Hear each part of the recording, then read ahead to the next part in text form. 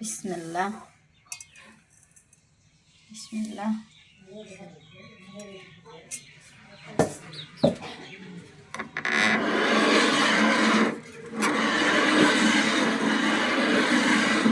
এখানে রেখে দেখায় দেখা যায় না।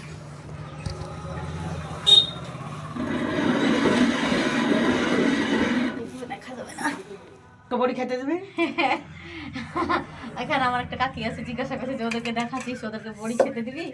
তা খেতে দিব, আসেন আপনারা। আর এই যে আমার সাথে পিসতে হবে, কিন্তু শুধু বড়ি খেলে হবে না।